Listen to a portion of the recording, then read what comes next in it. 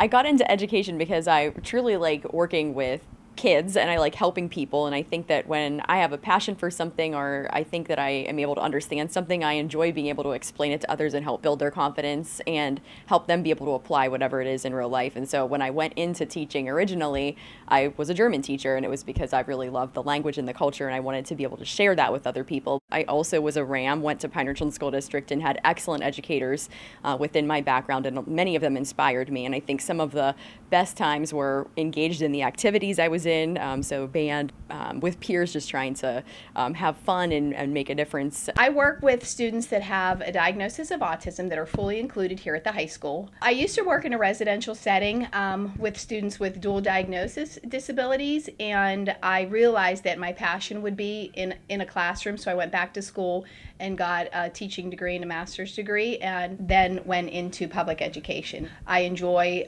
the close, intimate relationships I'm able to build with small groups. Roll call, Ms. Williams. Mr. DiTullio.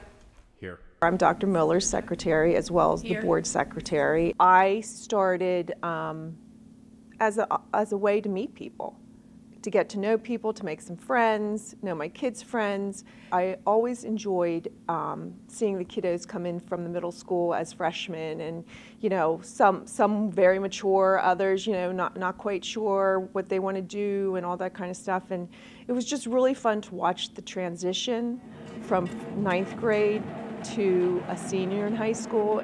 I actually got into social work first. I had lost my mom when I was really young, and I definitely wanted to be a support to kiddos who had suffered a loss like that. So in '95, I got my social work degree, and I worked in a lot of different places, from residential programs to a drug and alcohol program to a psych hospital.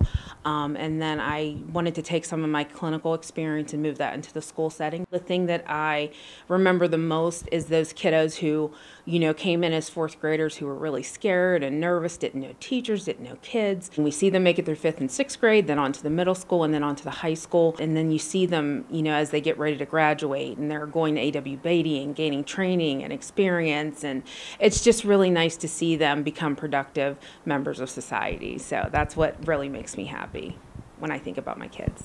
When I was in ninth grade in high school, I knew I always loved coming to school. I always loved school. I loved singing. I loved the idea of being in and around a school. And if I had to pick a perfect job as a ninth grader, it was being a music teacher, and it actually turned out to be that way.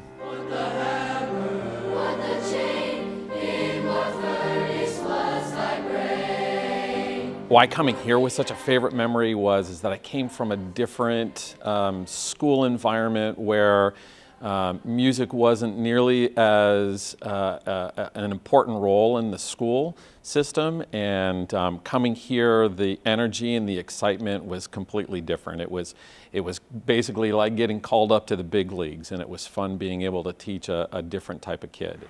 Well, I wanted to be a person that inspired students and made them feel valued, because I had teachers in the past that made myself feel valued.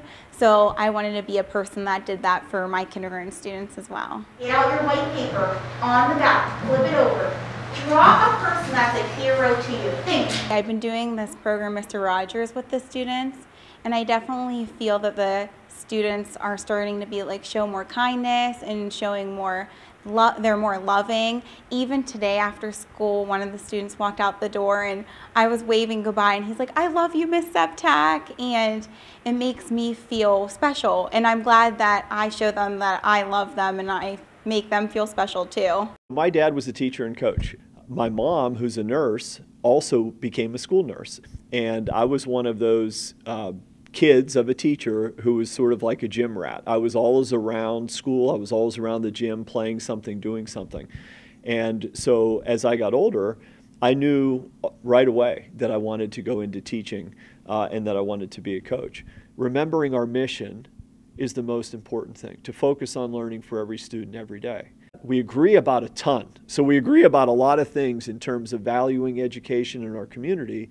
But if we find areas of disagreement, the ability to have discussions about those areas in a civil and healthy way, knowing at the end of the day, we care about our children, we care about our students, we care about our staff members, and we want to be proud of the place that we live, work, and learn.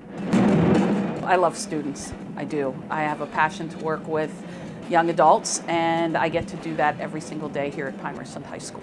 I think in terms of advice, we're still in the midst of a pandemic, and I think sometimes we forget that.